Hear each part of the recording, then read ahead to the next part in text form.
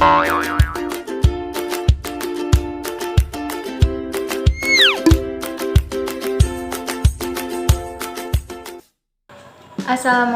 warahmatullahi wabarakatuh. Selamat pagi anak-anak.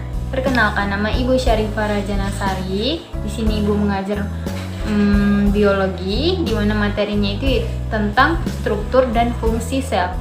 Jadi Ibu harap kalian bisa memahami materi yang Ibu sampaikan. Jadi setelah Ibu kasih materi ini, Ibu akan mengadakan kuis, yaitu beberapa soal, dan Ibu harap kalian bisa menjawab soal-soal tersebut. Baik, jadi yang pertama struktur sel. Struktur sel itu terbagi menjadi dua, ada prokariotik dan eukariotik. Dimana apa yang membedakan antara prokariotik dan eukariotik? Membedakannya itu adalah prokariotik tidak memiliki membran inti, sedangkan eukariotik memiliki membran inti. Kalian bisa lihat pada gambar di samping, di mana terdapat beberapa bagian-bagian pada sel prokariotik. Yang pertama ada dinding sel, di mana bagian terluar dari sel yang berfungsi sebagai pelindung dari sel tersebut. Selanjutnya ada membran sel. Membran sel itu merupakan salah satu lapisan terluar dinding sel yang merupakan lapisan lendir sebagai pelindung sitoplasma dan bagian dalam sel. Membran plasma sendiri berfungsi sebagai untuk mengontrol transportasi keluar masuknya zat ion pada bakteri. Membran sel ini itu bersifat selektif saat menyaringi zat-zat yang masuk ke sel tersebut. Selanjutnya sitoplasma. Sitoplasma adalah salah satu tempat berlangsungnya aktivitas sel prokariotik, itu selain membran sel, yang dimana sitoplasma ini berbentuk cairan yang tersusun dari lemak, air, dan protein serta mineral, dimana fungsinya itu sebagai tempat berlangsungnya metabolisme sel.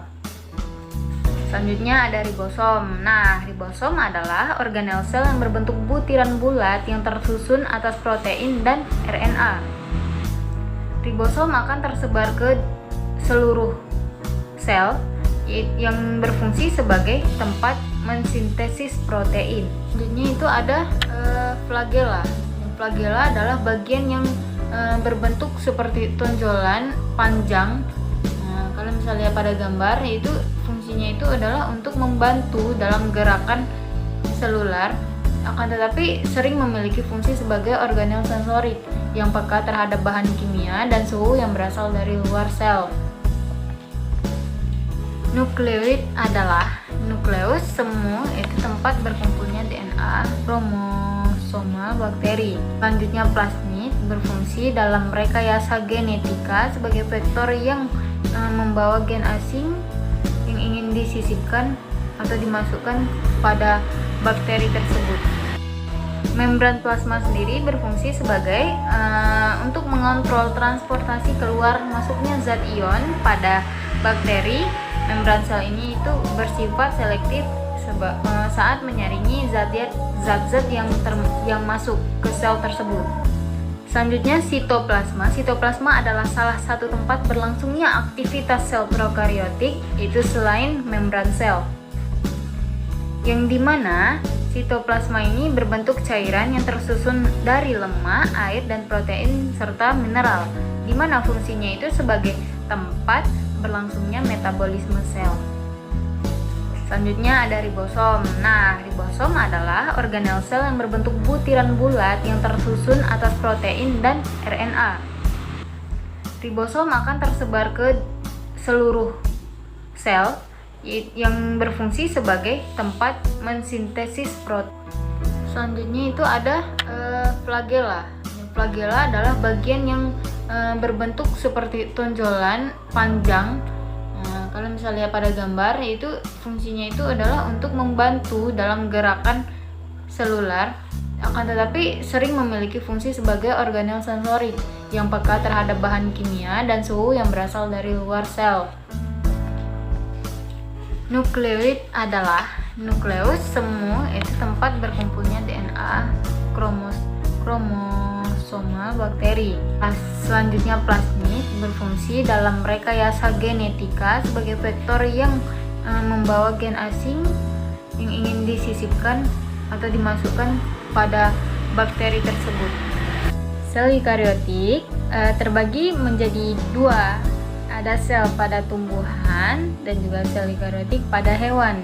Di mana sel eukariotik pada tumbuhan terdiri dari beberapa bagian. Yang pertama ada vakuola, Re kasar, ribosom, membran inti, nukleus, mikrotubulus, membran plasma, mitokondria, kloroplas, dinding sel, vesikel, dan badan Golgi, di mana setiap bagian ini terdiri mempunyai fungsinya masing-masing. Sedangkan sel eukariotik pada hewan ada nukleus, vesikel, lisosom, ribosom, Re kasar, Re halus, badan Golgi, sepasang sentriol, membran plasma, mitokondria, mikrotubulus, dan mikrofilamen, dan juga memiliki masing-masing fungsi di setiap bagiannya. Apa sih yang membedakan antara sel tumbuhan dan sel hewan? Pada sel tumbuhan yaitu mempunyai dinding sel, sedangkan pada sel hewan tidak mempunyai dinding sel. Pada sel tumbuhan mempunyai vakuola yang berukuran lebih besar, sedangkan pada sel hewan mempunyai vakuola berukuran kecil.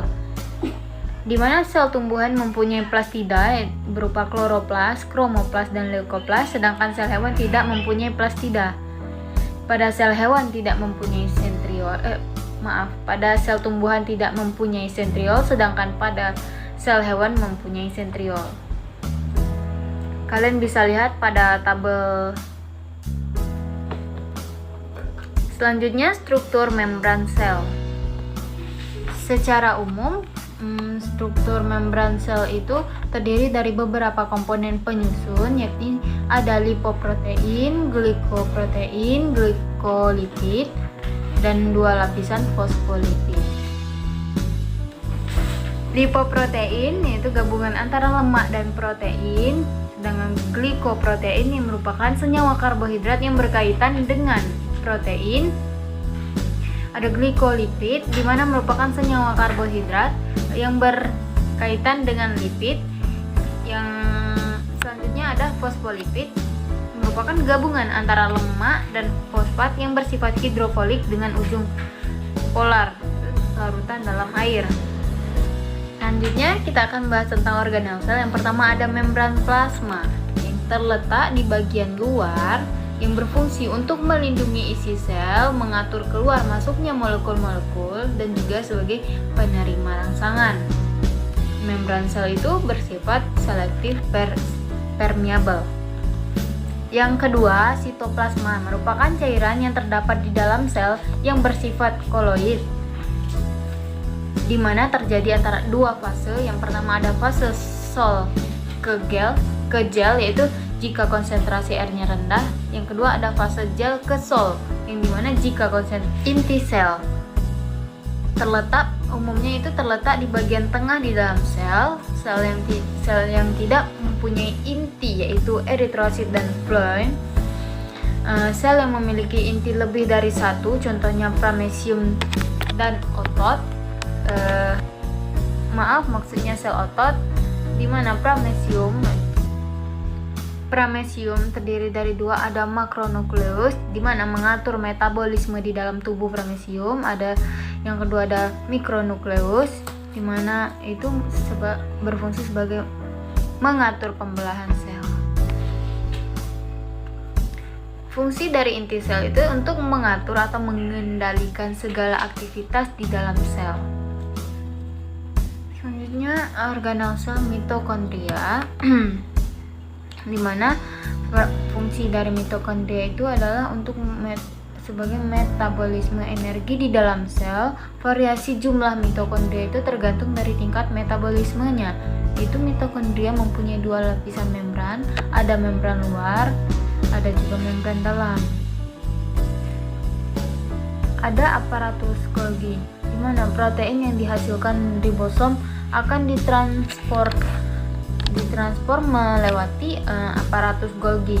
Jadi fungsi aparatus Golgi ini adalah sebagai penerima dan pengirim vesikula transport yang berisi protein, dan juga sebagai pembentuknya lisosom dan berbagai enzim pencernaan yang belum aktif. Selanjutnya ada lisosom. Di dalam lisosom itu terdapat 50 enzim dan sebagian besar adalah enzim hidrolitik yang bersifat asam. Contohnya ada lipase, protase, dan fosfatase. Lisosom berperan dalam proses fagositosis, di mana proses pencernaan yang dilakukan MH dalam makanan. Lisosom ini berisikan enzim yang bertujuan untuk memecah berbagai komponen-komponen yang melewati membran sel. Tak hanya organel sel saja, sel ini juga akan memilih komponen-komponen sehingga dapat digunakan kembali. Kloroplas adalah sebuah plastida yang mengandung klorofil dan berfungsi sebagai tempat berlangsungnya proses fotosintesis. Pada kloroplas terdiri dari struktur. Yang pertama ada tilakoid yang berfungsi sebagai tempat untuk reaksi terang dan berperan untuk menangkap energi. Selanjutnya ada stroma, itu membran bagian dalam yang membungkus cairan kloroplas yang berfungsi sebagai tempat berlangsungnya suatu reaksi gelap untuk menyimpan hasil fotosintesis. Selanjutnya ada grana. Grana, di mana grana ini merupakan sekumpulan tilakoid yang bertumpuk-tumpuk seperti uang logam. Selanjutnya, struktur kloroplas itu ada membran luar yang berfungsi untuk mengatur keluar atau masuknya zat cair dan zat padat. Selanjutnya ada membran dalam, di mana berfungsi sebagai penghalang antara sitosol dan stroma. Selanjutnya organel sel vakuola yang berfungsi sebagai tempat menyimpan cadangan makanan, sebagai osmoregulator di mana menjaga nilai osmotik sel, dan juga sebagai proses sekresi hasil sisa metabolisme yang membahayakan sel. Vakuola pada hewan terbagi menjadi dua, ada vakuola kontraktil dan vakuola makanan. Selanjutnya organel retikulum endoplasma, di mana terbagi menjadi dua, ada RE halus dan RE kasar. RE halus itu permukaannya itu tidak ditutupi oleh ribosom yang berfungsi untuk mensintesis berbagai zat seperti lemak, kolesterol, fosfolipid, dan steroid. Sedangkan RE kasar itu permukaannya ditutupi oleh ribosom yang berfungsi untuk menampung protein sekretori yang telah disintesis oleh ribosom. RE halus maupun RE kasar itu memiliki fungsi yang sama, yaitu sebagai alat transport molekul dari satu sel ke sel yang lain. Selanjutnya ada sentriol. Sentriol merupakan organel sel yang terdapat pada jamur dan hewan. Ia memiliki fungsi dalam melakukan proses pembelahan sel. Selain itu, dia juga berfungsi untuk melakukan proses pergerakan kromosom serta pergerakan sel. Tersusun atas mikrotubulus seperti jala yang berperan dalam proses pembelahan sel secara mitosis ataupun meiosis. Sitoskeleton adalah kerangka internal sel yang merupakan kumpulan serabut atau filamen globular yang terdapat 3 jenis, ada mikrofilamen, ada filamen intermediate, ada mikrotubulus, di mana mikrofilamen itu berfungsi sebagai penahan tegangan atau gaya tarik saat sel bergerak. Filamen intermediate itu berfungsi sebagai penguat bentuk kerangka sel saat beraktivitas, sedangkan mikrotubulus itu berfungsi sebagai untuk mempertahankan bentuk sel, motilitas sel, membantu pergerakan kromosom saat pembelahan sel. Selanjutnya, dinding sel. Dinding sel adalah bagian yang berada di luar membran sel. Organel sel ini begitu khas pada sebuah tumbuhan. Dinding sel sendiri merupakan organel sel yang memiliki fungsi sebagai pelindung dan pencegah dari penghisap air yang berlebihan sehingga sel tetap utuh. Di mana dinding sel terbagi menjadi dua, ada dinding sel primer dan dinding sel sekunder. Dinding sel primer itu adalah sebagai tempat terbentuknya saat sel membelah. Sedangkan dinding sel sekunder itu tempat terbentuknya setelah sel mengalami penebalan. Baik, seperti yang gue janjikan di awal, setelah selesai materi, kita akan mengadakan kuis. Soal yang pertama, perbedaan struktur antara sel prokariotik dan sel eukariotik adalah sebagai berikut, kecuali A. Tidak adanya inti sel sejati atau nukleus pada sel prokariotik, melainkan hanya berupa nukleoid. B. Sel prokariotik tidak memiliki organel bermembran rangkap. C. Perbedaannya hanya pada ada tidaknya membran inti, namun organel-organelnya sama antara sel prokariotik dan eukariotik. D. Ukuran sel prokariotik lebih kecil daripada sel eukariotik. E. Sel prokariotik hanya ditemukan pada kingdom Acebacteria dan Eubacteria. Saya Bu, jawabannya adalah B. Sel prokariotik tidak memiliki organel membran rangkap. Benar ya, jadi perbedaan pada struktur antar sel prokariotik dan eukariotik itu jawabannya adalah B, di mana sel prokariotik itu tidak memiliki organel bermembran yang rangkap. Selanjutnya nomor 2 itu membran sel berfungsi untuk A. Menghasilkan energi. B. Memberikan bentuk kaku pada sel. C. Tempat keluar masuknya ion, molekul, atau senyawa dari luar ke dalam sel.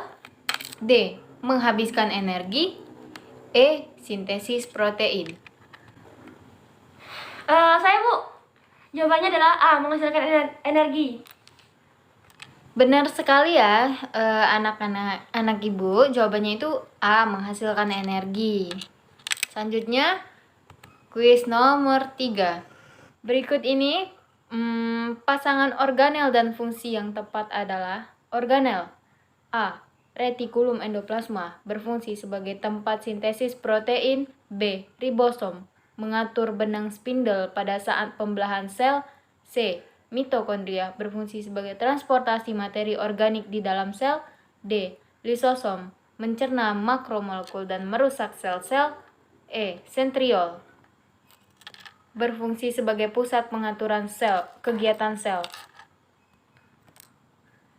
Saya Bu, jawabannya D. Lisosom yang berfungsi sebagai mencerna makromolekul dan merusak sel-sel. Benar ya, jadi jawabannya itu adalah D. Lisosom itu mencerna makromolekul dan merusak sel-sel. Selanjutnya soal nomor 4. Struktur di dalam sel yang berperan penting dalam metabolisme energi adalah A. Nukleus. B. Mitokondria. C. DNA. D. Badan Golgi. E. Lisosom. Saya Bu, jawabannya B. Mitokondria. Benar, jawabannya adalah B. Mitokondria. Selanjutnya soal terakhir.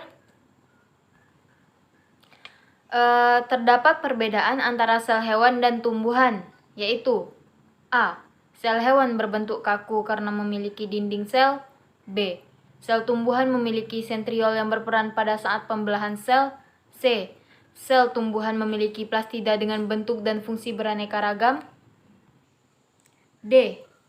Sel hewan memiliki vakuola berukuran besar yang berfungsi sebagai menyimpan cadangan makanan. E. Sel hewan memiliki sentriol yang berperan dalam sintesis protein. Saya Bu, jawabannya adalah C. Sel tumbuhan memiliki plastida dengan bentuk dan fungsi beraneka ragam. Benar sekali, jawabannya adalah C, di mana sel tumbuhan memiliki plastida dengan bentuk dan fungsi yang beraneka ragam. Terima kasih kepada anak murid Ibu. Jadi di sini Ibu akan mengumumkan tim siapa yang menang pada kuis ini, yaitu pemenang pada kuis ini adalah Syarifah Miftahuli Ulfa karena dia mendapat skor 3, di mana jawabannya betul 3, sedangkan Angga Hardika mendapat skor 2. Tetap semangat. Baik, jadi kesimpulan materi kita pada hari ini itu adalah sel merupakan unit terkecil yang menjadi dasar kehidupan dalam arti biologis. Jadi semua fungsi kehidupan diatur dan berlangsungnya itu di dalam sel. Karena itulah sel dapat berfungsi secara autonom asalkan seluruh kebutuhan hidupnya itu terpenuhi. struktur sel dan fungsi-fungsinya secara menakjubkan hampir serupa untuk semua organisme. Namun, jalur evolusi yang ditempuh oleh masing-masing golongan besar organisme atau regnum juga memiliki kekhususan sendiri-sendiri. Sel-sel prokariota beradaptasi dengan kehidupan uniseluler, sedangkan sel-sel eukariota beradaptasi untuk hidup. Sekian materi kita pada hari ini. Terlebih terkurangnya Ibu mohon maaf. Ibu tutup dengan wabillahi taufik wa hidayah. Wassalamualaikum warahmatullahi wabarakatuh.